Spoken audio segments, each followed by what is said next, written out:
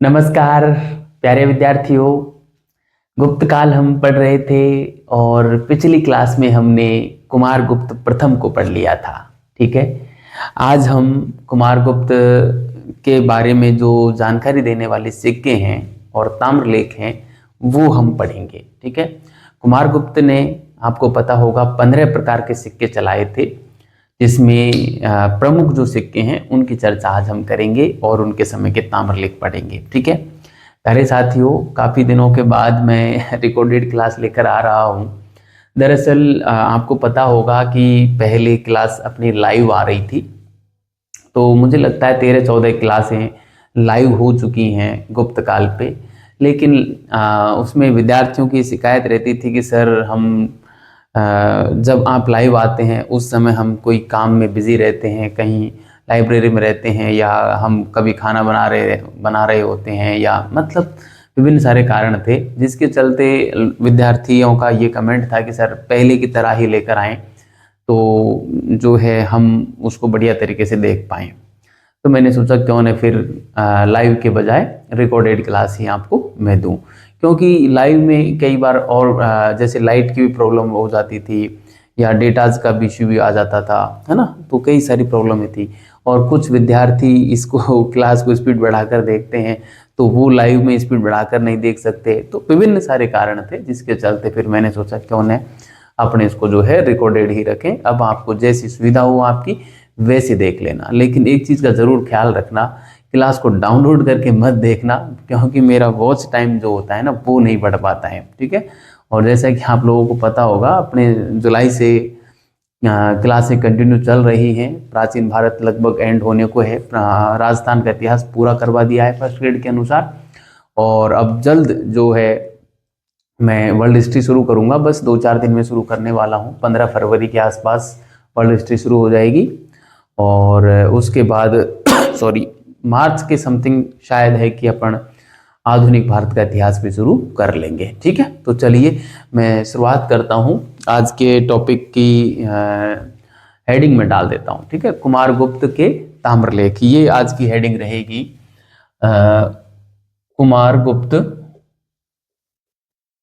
कुमारगुप्त के ताम्रलेख। ठीक है, कुमारगुप्त के ताम्रलेख पढ़ेंगे। प्यारे साथियों, कुमारगुप्त के अभिलेख हमने पढ़ लिए थे। आप मुझे बताएंगे कमेंट बॉक्स में कमेंट करके कि वह कौन सा अभिलेख है जो किसी भी गुप्त शासक के अभिलेख की जानकारी देने वाला पहला लेख है, यानी कि राज्याभिषेक की जानकारी देने वाला पहला गुप्त शासकों का अभिलेख कौन सा है, ये मेरा आपसे सवाल है। और सर्वाधिक अभिलेख जारी करने वाला शासक तो कुमारगुप्त ही है, इसको तो मैं ही बता देता हूँ, लेकिन वो वाला सवाल का जवाब देना आप। ठीक है, तो चलिए कुमारगुप्त के सॉरी जो ताम्रलेख हैं उनकी बात हम यहाँ पर करने वाले हैं। तो प्यारे साथियों, मैं आपको बता दूं, कुमारगुप्त के जितने भी ताम्रलेख हैं वो सभी हमको एक तो पुंड्रवर्धन जो एक जगह है बांग्लादेश में, वर्तमान में बांग्लादेश में पड़ता है, तत्काल में तो हमारे जो उत्तरी बंगाल आता था उसमें पड़ता था। ठीक है, तो पुंड्रवर्धन नामक स्थान से हमको कुमारगुप्त के सभी ताम्रपत्र जो हैं वो वहीं से मिले हैं, पहली चीज़। दूसरी, इसमें हमको जो इनका जो ग्राम प्रशासन था उसकी जानकारी इन ताम्रपत्रों में मिल जाती है। किसकी? ग्राम प्रशासन की। ध्यान रखना, पूछा जाता है सवाल कि गुप्तों की ग्राम प्रशासन की जानकारी कहाँ से मिलती है, या कुमारगुप्त के समय का जो ग्राम प्रशासन था उसकी जानकारी का प्रमुख स्रोत क्या है, तो वो था ताम्रलेख। ठीक है, और दूसरा यहाँ से जो मिलता है वो भूमि के क्रय विक्रय की जानकारी मिलती है। ये 3 फैक्ट आपको बढ़िया तरीके से इसके बेसिक परिचय में ध्यान रखने हैं। फिर हम उसके अलावा जो है इसके जो प्रमुख ताम्रलेख हैं उनकी चर्चा करेंगे। तो उसमें जो है दामोदरपुर का ताम्रपत्र लेख है, धनदेह का ताम्रपत्र लेख है ना, जगदीशपुर का है, कुलाई का है। तो इस प्रकार से जो है इनके ताम्रपत्र लेख हमको मिलते हैं। ठीक है, तो एक एक की बात कर लेते हैं और फिर हम आ जाएंगे इनके सिक्कों पर। तो चलिए मैं पहले तो मैं इसके परिचय में कुछ बातें लिखना चाहूँगा। परिचय में बेसिक बातें जो है वो मैं लिखना चाहूँगा यहाँ पे ना। परिचय में क्या लिखेंगे हम? परिचय में हम लिखेंगे कि कुमार गुप्त के सभी ताम्रलेख, कुमार गुप्त के सभी ताम्रलेख पुंड्रवर्धन, ये कहाँ पड़ता है? बांग्लादेश में पड़ता है ना? कहाँ पड़ता है? बांग्लादेश। पुंड्रवर्धन से प्राप्त हुए हैं। ठीक है, ये जो पुंड्रवर्धन है ये मैं आप लिख सकता हूं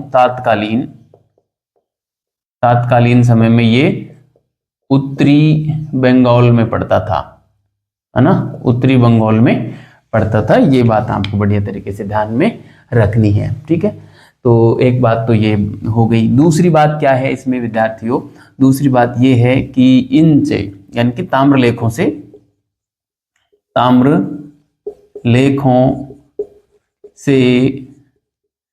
ग्राम प्रशासन की जानकारी मिलती है। ग्राम प्रशासन की जानकारी मिलती है। ठीक है, ग्राम प्रशासन की जानकारी मिलती है। एक ये बात हो गई। अब तीसरी बात ये है कि ताम्रलेखों से हमको जो है भूमि के क्रय विक्रय की जानकारी भी मिलती है। ठीक है, तो हम यहाँ पे लिखेंगे इनसे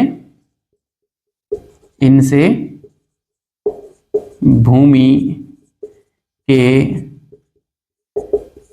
क्रय विक्रय की जानकारी मिलती है। भूमि के क्रय विक्रय की जानकारी मिलती है। एक ये बात हो गई। ठीक है, तो तीन बातें जो हैं वो प्रमुख हैं इसके संबंध में। और अब हम जो है इनके जो ताम्रलेख हैं वो कहाँ कहाँ से मिले हैं, वो प्रमुख ताम्रलेखों की चर्चा हम जो है यहाँ पर कर लेते हैं। ठीक है, तो आप हेडिंग डालें प्रमुख ताम्रलेख। ठीक है, प्रमुख ताम्रलेख।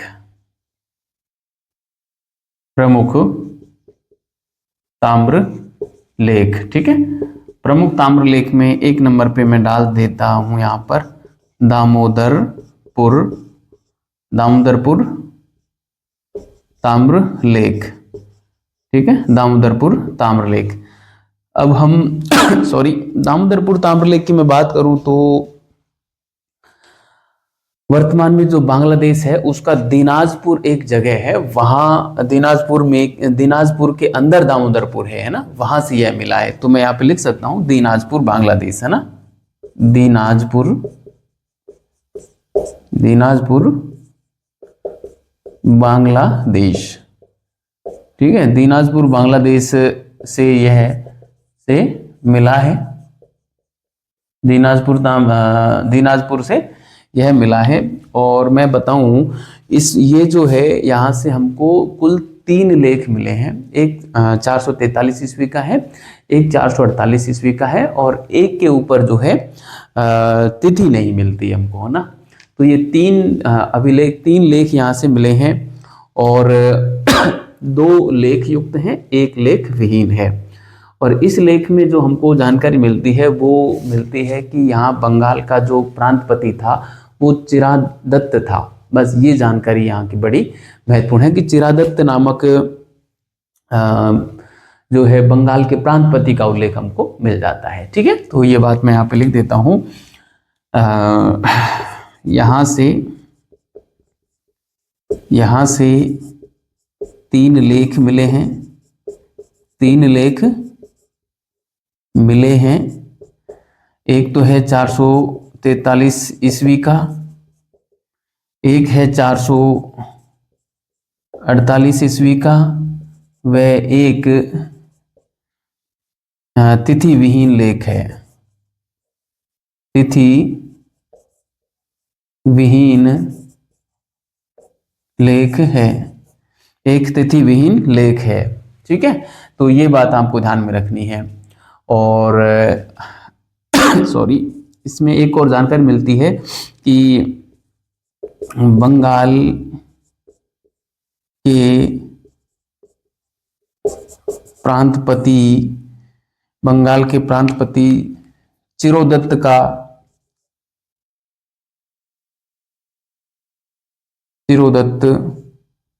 बंगाल के प्रांतपति चिरोदत्त का उल्लेख मिलता है। चिरोदत्त का उल्लेख मिलता है। चिरोदत्त का उल्लेख मिलता है, ठीक है, ये बात मिलती है। इसके अलावा ग्राम प्रशासन की जानकारी भी यहाँ से मिलती है, तो लिखें, वरना हमने यहाँ पे एक बेसिक इंफॉर्मेशन के रूप में डाल दिया है। ग्राम प्रशासन की जानकारी भी इससे मिलती है, ठीक है, ग्राम प्रशासन की जानकारी भी इससे मिलती है। यह बात भी आपको बढ़िया तरीके से ध्यान में रखनी है, ठीक है। तो सॉरी, ये था हमारा दामोदरपुर ताम्रलेख, जिसके बारे में हमने बढ़िया तरीके से बात कर ली है। अब हम अगले ताम्रपत्र लेख की बात करें तो जो धनदेय का ताम्रलेख है उसकी बात कर लेते हैं, ठीक है। इसको आप बढ़िया तरीके से उतारें। और अब हम जो है धनदेय ताम्रलेख की बात करेंगे, जो कि हमको बांग्लादेश से ही मिला है, ठीक है, धनदेय ताम्रलेख। तो यहाँ पे आ जाएगा, चलो कोशिश करते हैं।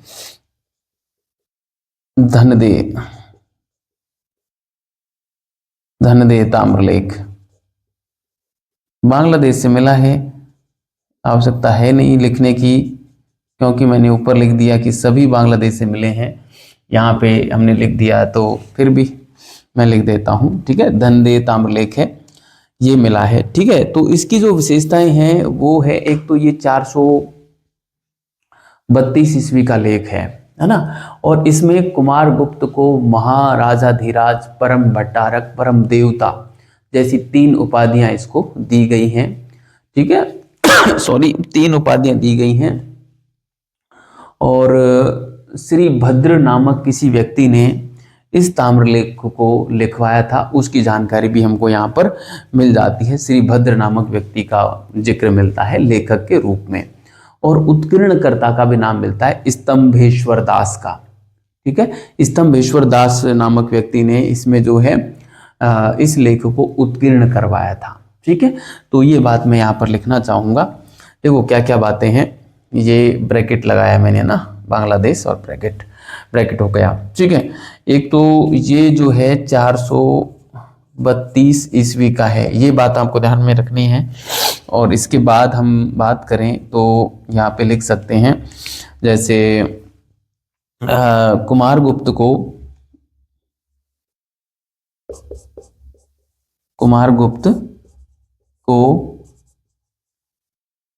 परम भट्टारक,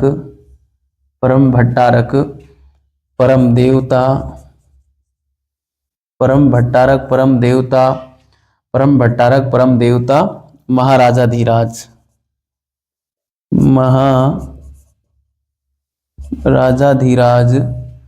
की उपाधि दी गई है, ठीक है।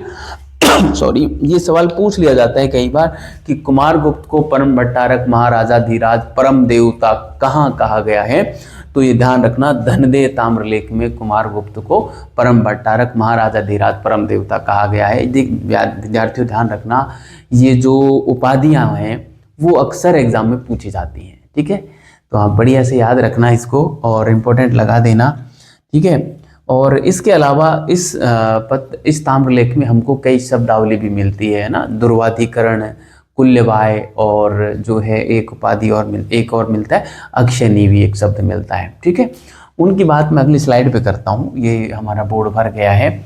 जो अक्षयनीवी है, एक ऐसी भूमि होती थी अक्षयनीवी, जो राजा के द्वारा किसी को दान में दी जाती थी।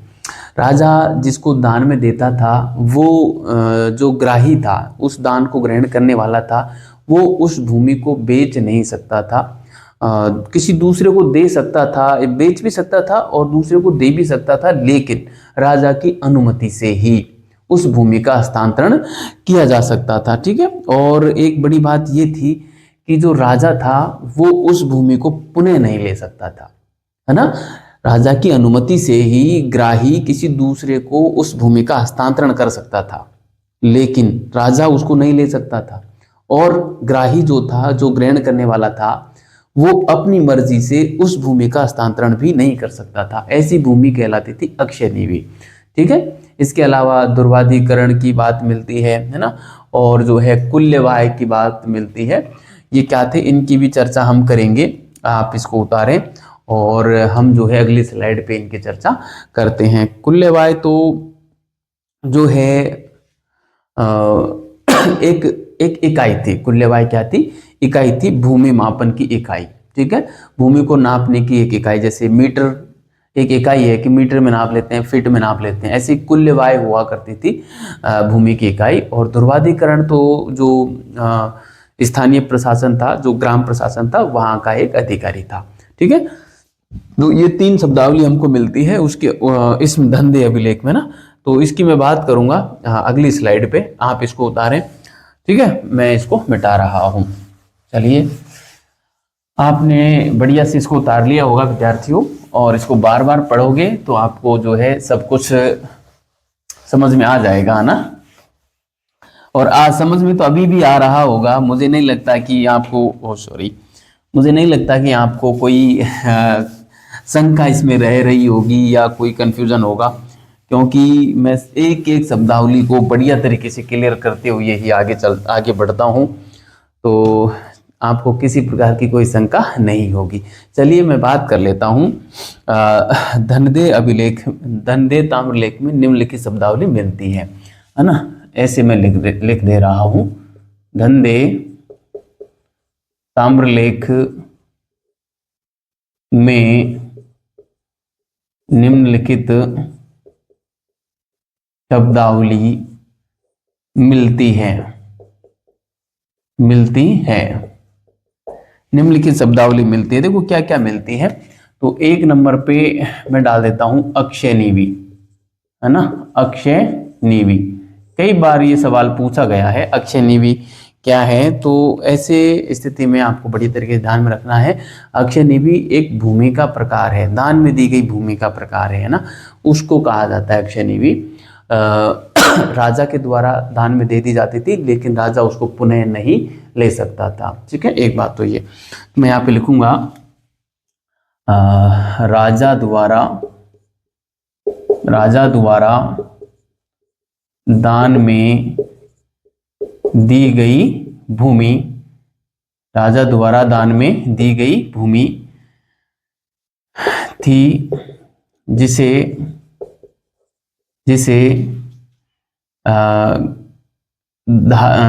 ग्रहण करने वाला व्यक्ति, जिसे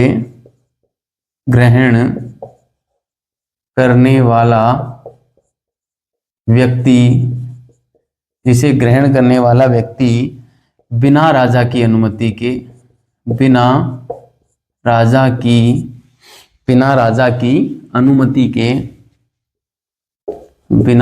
की अनुमति के किसी दूसरे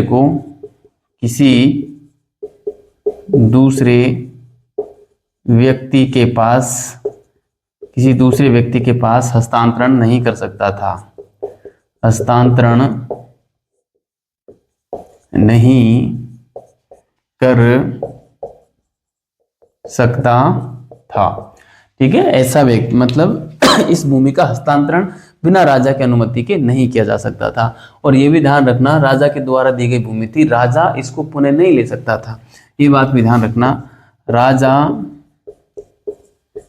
इसे पुनः नहीं ले सकता था। अक्षय नीवी, अक्षय का मतलब जिसका क्षय नहीं हो, मतलब ये वापस नहीं ली जाती थी, है ना। ये ध्यान रखना। दूसरी जो शब्दावली मिलती है वो मिलती है कुल्यवाय,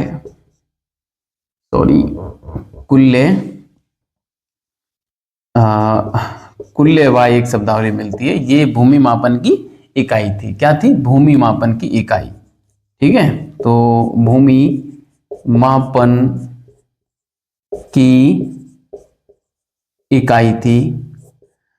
और एक जो शब्दावली मिलती है ध्रुवाधिकरण,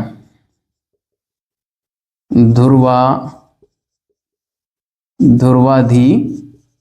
ठीक है, ध्रुवाधिकरण जो उपाधि मिलती है प्यारे साथियों, वो है ध्रुवाधिकरण। क्या है कि ये थे जो ग्राम प्रशासन जो होता है उसके अधिकारी थे ना, ग्राम प्रशासन के अधिकारी, ग्रामीणी, मेहतर वगैरह ऐसे ये होते थे, ध्रुवाधिकरण कहलाते थे ये ना। तो मैं यहाँ पे लिखूंगा ग्राम प्रशासन के अधिकारी। ठीक है, ग्राम प्रशासन के अधिकारी होते थे ये लोग, है ना। तो ये तीन जो शब्दावली है ये प्रमुख रूप से आपको ध्यान में रखनी है, कई बार पूछ ली जाती है। ठीक है, अब हम आगे के ताम्रलेखों को पढ़ते हैं। जैसे एक वैग्राम ताम्रलेख है, वैग्राम, है ना, वो भी हमको बांग्लादेश से मिला है। वैग्राम ताम्रलेख जो एक व्यक्ति का उसमें जिक्र मिलता है, गोविंद स्वामी व्यक्ति का। उसको जो है उसने एक मंदिर का निर्माण करवाया था गोविंद स्वामी ने। इस कारण उस गोविंद स्वामी को भूमि दान दिया था, जैसे अक्षय निधि दिया हो या कोई और प्रकार की भूमि दान में दी गई हो, लेकिन उसको भूमि दान दी गई थी। उसकी जानकारी हमको वैग्राम ताम्रलेख से मिल जाती है। ठीक है, तो मैं यहाँ पर लिखूंगा, हम 2 ताम्रलेख पढ़ चुके थे, तीसरा ताम्रलेख मैं यहाँ पर लिख रहा हूं, वो है वैग्राम। ठीक है, वैग्राम या वैग्राम भी आपको मिल सकता है, वैग्राम। ठीक है, ये का वही बांग्लादेश तो मेरे हिसाब से लिखने की आवश्यकता है नहीं, बांग्लादेश से मिला है। और इसमें जानकारी क्या मिलती है वो आपको ध्यान में रखनी है। क्या जानकारी मिलती है साथियों? तो जानकारी मिलती है कि गोविंद स्वामी नामक व्यक्ति को, गोविंद स्वामी को मंदिर निर्माण हेतु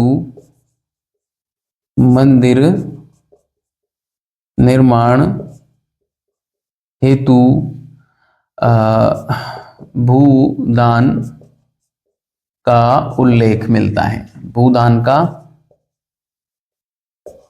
उल्लेख मिलता है। ठीक है, गोविंद स्वामी को मंदिर निर्माण हेतु भूदान का उल्लेख मिलता है। गोविंद स्वामी को दिया गया था भूदान, है ना, किस लिए? क्योंकि इन्होंने एक मंदिर का निर्माण जो है वो करवाया था। तो ये जानकारी मिलती है हमको वैग्राम ताम्रलेख से। इसके अलावा जो है कुलाई कुरे का ताम्रलेख है ना, जगदीशपुर का है।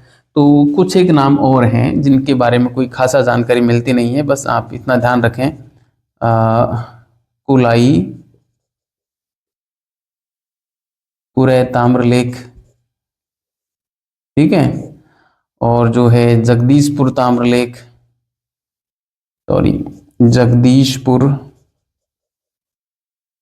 जगदीशपुर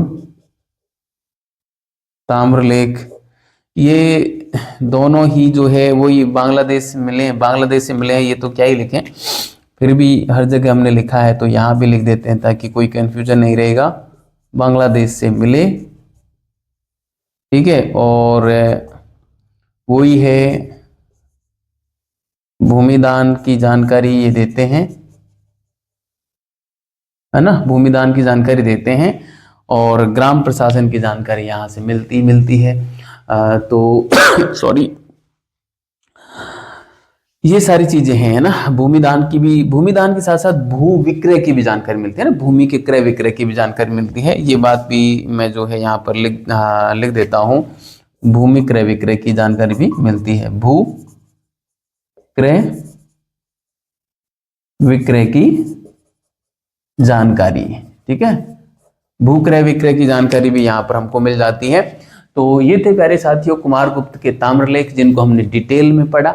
अब हम आगे की चर्चा करेंगे, कुमारगुप्त के जो सिक्के हैं उनकी हम बात कर लेते हैं। ठीक है, कुमारगुप्त के सिक्कों की चर्चा कर लेते हैं। तो आपको पता ही होगा कुमारगुप्त ने जो है गुप्तों में सर्वाधिक प्रकार के जो सिक्के चलाए वो कुमारगुप्त ने चलाए। 15 प्रकार के सिक्के चलाए थे, जिसमें मयूर कार्तिकेय प्रकार का जो सिक्का था वो कुमारगुप्त का ही नहीं संपूर्ण गुप्त काल का सर्वश्रेष्ठ सिक्का माना जाता है। ठीक है, उसके ऊपर क्या आकृति मिलती है?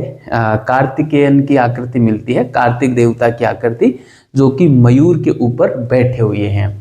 आपको पता होगा कार्तिक जो थे वो गणेश जी के बड़े भैया थे और शंकर और पार्वती के पुत्र माने जाते हैं कार्तिकेय। ठीक है, जिनकी जो सवारी है वो मयूर है, इसलिए मयूर के ऊपर बैठे हुए कार्तिक को दिखाया गया है कुमारगुप्त के सिक्कों में, जो कि सर्वश्रेष्ठ सिक्का है संपूर्ण गुप्त काल का। ठीक है, उसके बारे में हम पढ़ेंगे। और इनके अलावा इन्होंने जो है खड़ग हंता प्रकार की मुद्रा चलाई, अश्वमेध प्रकार की मुद्रा भी इन्होंने चलाई थी, जिससे यह अनुमान निकाला जाता है कि संभवतः कुमारगुप्त ने अश्वमेध यज्ञ का भी आयोजन जो है किया था, है ना। इसके अलावा जो है इन्होंने मतलब 15 प्रकार की थी टोटल इसकी मुद्रा, गजारोही प्रकार की भी चलाई थी। ठीक है, तो ये सारी चीजें हैं। तो हम बात करते हैं अगली स्लाइड पे, आप इसको उतारें और मैं जो है ताम्रपत्र तो हो गए, अब हम सिक्कों की बात करेंगे। ठीक है, चलिए, आपको अच्छे से समझ में आ रहा होगा विद्यार्थियों, ऐसी मुझे पूरी आशा है। और आप देखिए अपने मित्रों के साथ, साथियों के साथ इस क्लास को शेयर करें, ताकि हमारी जो मेहनत है ना वो अधिक लोगों के काम आ सके। देखो, हम शेयर करने की बोलते हैं, उसमें हमारा हित तो है ही, सीधी सी बात है कि हम YouTube पे आए हैं तो प्रसिद्धि की लालसा में आए हैं, लेकिन इसका मतलब ये भी नहीं है कि हम केवल प्रसिद्ध हो जाएं और आप लोगों के हित में कोई काम ही ना करें, है ना। आप लोग देखो, हमको केवल प्रसिद्धि चाहिए होती है ना, केवल और केवल प्रसिद्धि, तो 5 से 7 मिनट का वीडियो YouTube पे अधिक चलता है और जो सर्च टॉपिक होता है वो अधिक चलता है। इतना मतलब आज से 2000 साल पहले का इतिहास कौन सर्च मारता है? बहुत कम बंदे सर्च मारते हैं। तो ये टॉपिक इन वीडियोस पे व्यूज आना बहुत मुश्किल है, और यही कारण है कि आप अपनी प्लेलिस्ट जाके देखना कि कितने कम व्यूज आ रहे हैं। लेकिन इनको बढ़ाया भी जा सकता है, जितना अपने हाथ में है उतना तो बढ़ा ही सकते हैं ना। तो जितने भी लोग देख रहे हैं, आप लोगों को लगता है कि वाकई ये चैनल इतिहास विषय को समर्पित है और वाकई इसमें आपको कुछ नया कंटेंट मिल रहा है, तो आप इसको जरूर शेयर करें, अपने साथियों को बताएं कि भाई आप यहाँ से पढ़ सकते हैं, फ्री में पढ़ सकते हैं। मैं दावे के साथ कह सकता हूँ कि आप 8 से 10 हज़ार रुपये देकर और ऑनलाइन प्लेटफॉर्म पे कोई कोर्स इतिहास विषय का खरीदोगे ना, उससे बेस्ट कंटेंट ये है, उससे बेस्ट तरीके से ये समझाया गया है। बेस्ट नहीं है तो उससे कमतर भी आप नहीं कह सकते, आप कम तुलना करके देख लेना भले। ठीक है, तो चलिए, आप जरूर शेयर करना, और आप आशा है कि आप जरूर शेयर करेंगे भी। ताम्रलेख को मैं यहाँ पे मिटा देता हूँ और इनके सिक्के पढ़ लेते हैं। ठीक है, या कुमारगुप्त की मुद्रा पढ़ लेते हैं, या कुमारगुप्त के सिक्के ठीक रहेगा। चलो, सिक्के ब्रैकेट में आप मुद्रा भी डाल सकते हैं। तो पहले तो मैं आपको बताना चाहूंगा कि कुमारगुप्त ने सोने, चांदी और ताम्र तीनों प्रकार के सिक्के ही चलाए थे, तीनों के। ठीक है, जिसमें सर्वाधिक जो सिक्के थे वो सोने के सिक्के थे। सॉरी, ठीक है, सोने के सिक्के ही सर्वाधिक थे। ये ध्यान रखना विद्यार्थियों, संख्या की दृष्टि से सोने के जो सर्वाधिक सिक्के चलाए वो गुप्त शासकों ने चलाए, और गुप्त शासकों में भी सर्वाधिक सिक्कों की बात आए तो कुमारगुप्त की आती है, जिसने 15 प्रकार के सिक्के चलाए। लेकिन सवाल ये आ जाए कि सर्वाधिक शुद्ध सोने के सिक्के भारत में किन शासकों ने चलाए? शुद्ध सोने की बात करें तो वो कुषाण शासक होंगे, ये ध्यान रखना। लेकिन सर्वाधिक संख्या में सोने के सिक्के की बात करें तो वो गुप्त होंगे, ये ध्यान रखना। ठीक है, बड़ा महत्वपूर्ण है, और ये बात आपको जो है बढ़िया तरीके से ध्यान में रखनी है। ठीक है, तो मैं यहाँ पे बात कर लेता हूँ कुछ बेसिक परिचय की। पेन थोड़ा बदल लेते हैं। हाँ, देखिए, कुमारगुप्त के सिक्कों की बात करेंगे। परिचय मैं आपको यहाँ पे लिखाना चाहूंगा, हल्का सा परिचय करना जरूरी है।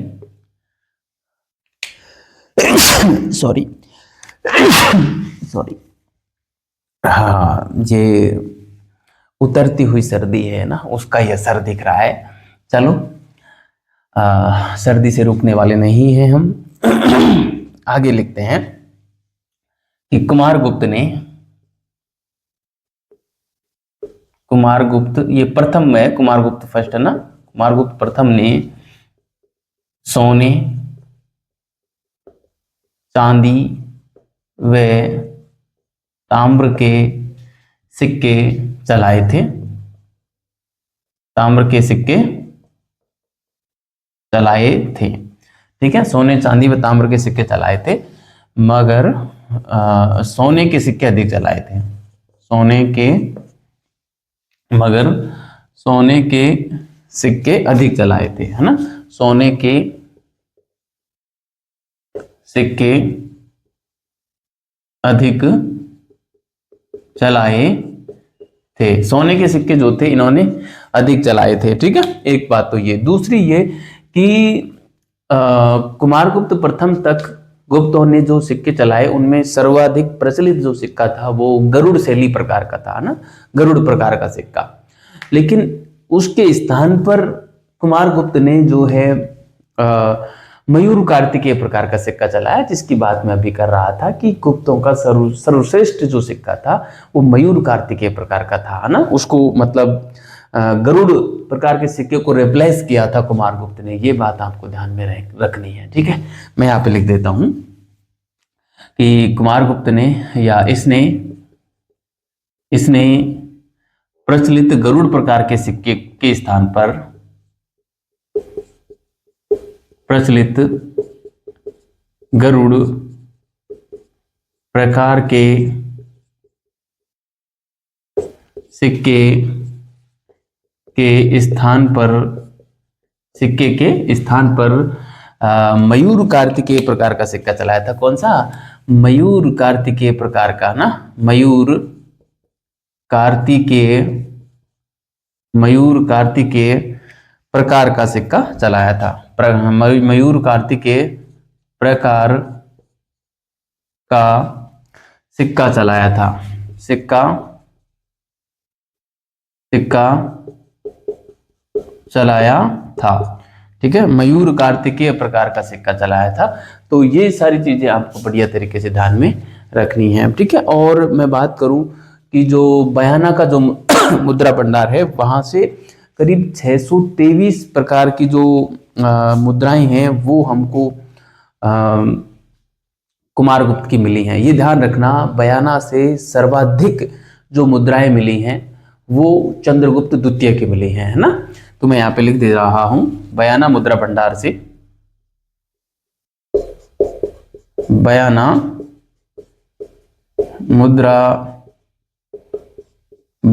से 623 मुद्राएं कुमारगुप्त की मिली हैं। कुमारगुप्त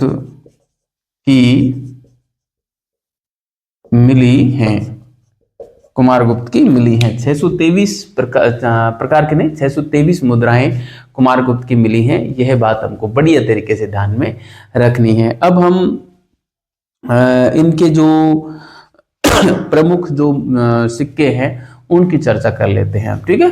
प्रमुख मुद्राएं, ठीक है। तो आप यहाँ पे एक छोटी सी हेडिंग डाल दें, प्रमुख मुद्राएं या सिक्के, प्रमुख मुद्राएं या सिक्के, ठीक है। प्रमुख मुद्राएं या सिक्कों में सबसे पहले मैं वही डालना चाहूंगा, मयूर कार्तिकेय प्रकार का, मयूर कार्तिकेय प्रकार का सिक्का, कार्तिकेय प्रकार, ठीक है। मयूर कार्तिकेय प्रकार, ये ध्यान रखना गुप्त काल का सर्वश्रेष्ठ सिक्का था, जिसकी बात मैंने अभी की, है ना। और मयूर के ऊपर कार्तिकेय को बैठे हुए इस सिक्के में दिखाया गया है, ठीक है। तो मैं यहाँ पे लिखना चाहूंगा कि गुप्त काल का सर्वश्रेष्ठ सर्वश्रेष्ठ सिक्का था, गुप्त काल का सर्वश्रेष्ठ सिक्का था, पहली बात।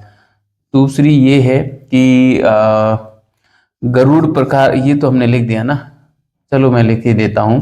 गरुड़ प्रकार के सिक्के के स्थान पर प्रचलित सिक्का, के स्थान पर प्रचलित सिक्का, ठीक है। और दूसरी बात, ये गरुड़ है ना, दूसरी बात ये है कि मयूर के ऊपर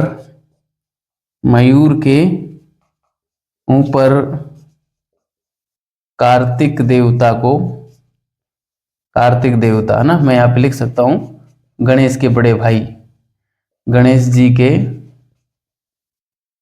बड़े भाई, है ना, कार्तिक देवता को बैठे हुए दिखाया गया है, बैठे हुए दिखाया गया है, ठीक है, दिखाया गया है, ठीक है। तो ये बात है विद्यार्थियों, ये विशेषता थी इसकी, किसकी, मयूर कार्तिकेय प्रकार के मुद्रा की, ठीक है। इसके अलावा इनके सिक्कों में जो है एक हमको खड़गहंता प्रकार का सिक्का मिलता है, जिसमें जो शासक है, सॉरी कुमारगुप्त जो है वो हाथ में खड़ग लिए और एक गैंडे का शिकार कर रहा है ना, इसलिए इसको जो है गैंडा शैली भी कहा जाता है, ठीक है।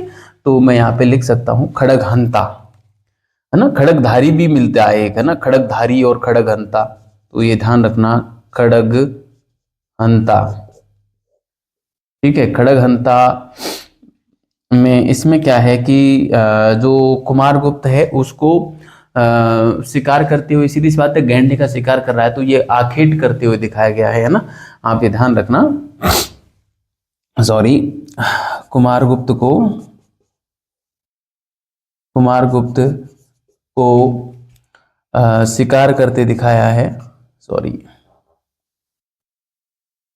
शिकार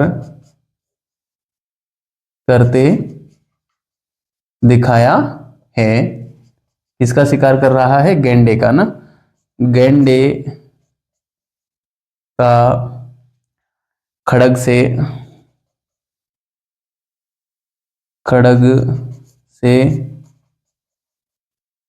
शिकार करते हुए दिखाया गया है,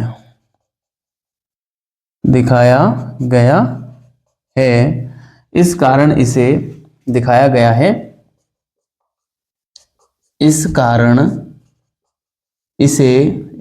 इसे गैंडा शैली भी कहा जाता है ना, गैंडा शैली, सॉरी, इस कारण इसे गैंडा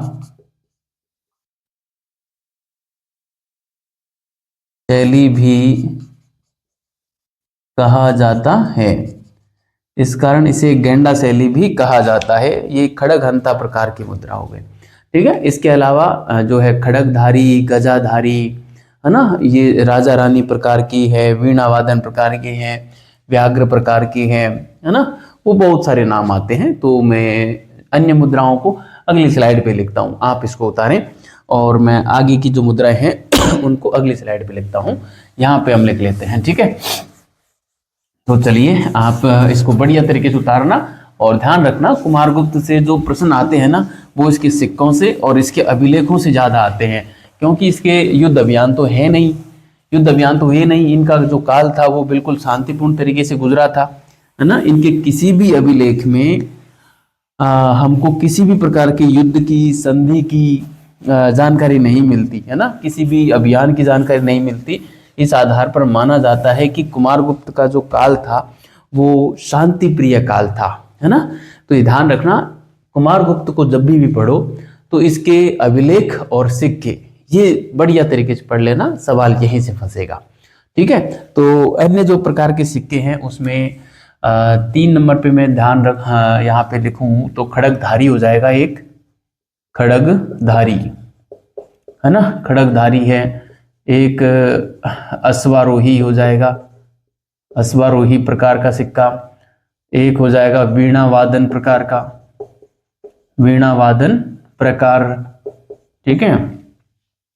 एक हो जाएगा राजा रानी प्रकार, राजा रानी प्रकार, है ना। एक हो जाएगा व्याघ्र प्रकार, व्याघ्र प्रकार। एक हो जाएगा अश्वमेध प्रकार, अश्वमेध प्रकार। ये ध्यान रखना, अश्वमेध प्रकार का जो सिक्का मिला है वो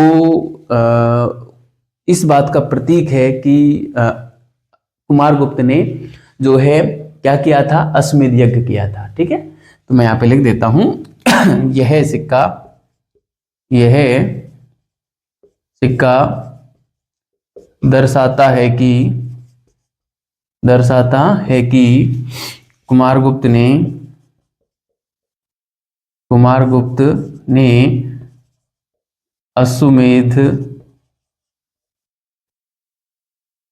अश्वमेध यज्ञ का आयोजन किया था, अश्वमेध यज्ञ का आयोजन किया था, ठीक है। अश्वमेध यज्ञ का आयोजन किया था, यह बात हमको ध्यान में रखनी है, ठीक है। कुमारगुप्त के अश्वमेध प्रकार के सिक्के जो हैं हमको यहां से मिले हैं, ठीक है। तो ये थे सोने के जो सिक्के थे कुमारगुप्त के, वो सोने के सिक्के थे, ये ना जितने भी हमने पढ़े ना 8 प्रकार के, ये उक्त सभी जो है, मैं यहाँ पे एक बात लिख देता हूं, उक्त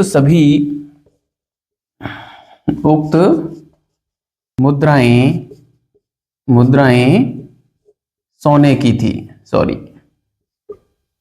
सोने की थी, ठीक है। तो ये थी कुमारगुप्त की सोने की मुद्राएं जिनकी हमने बात की, ठीक है। अब देखिए इनकी जो चांदी की मुद्राएं हैं वो भी थी, वो हमको मालवा से मिली हैं, ठीक है। और जो है वो मयूर शैली की हैं, ठीक है। चंद्रगुप्त द्वितीय ने भी चांदी की मुद्रा चलाई थी, लेकिन कुमारगुप्त की जो चांदी की मुद्राएं थी प्यारे साथियों, वो चंद्रगुप्त द्वितीय की मुद्राओं से अधिक थी संख्या में, है ना। ये बात ध्यान रखनी है बस, ठीक है। तो मैं यहाँ पे लिख देता हूँ रजत मुद्राएं, ठीक है, रजत मुद्राएं। तो रजत मुद्राओं में ज़्यादा कुछ नहीं है, आप ये ध्यान रखना। एक तो ये मिली हैं हमको मालवा से, है ना, मालवा से मिली हैं, ठीक है, मालवा से मिली हैं। और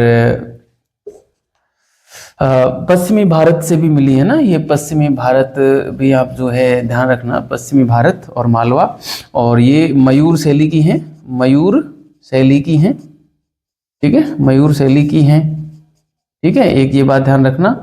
और चंद्रगुप्त ने जो चलाई थी, चंद्रगुप्त सेकंड से अधिक मुद्रा, अधिक संख्या में, है ना, संख्या में जारी की। चंद्रगुप्त से अधिक जो है चांदी की मुद्राएं किसने चलाई थी, कुमारगुप्त ने चलाई थी। यह बात आपको बढ़िया तरीके से ध्यान में रखना है, ठीक है।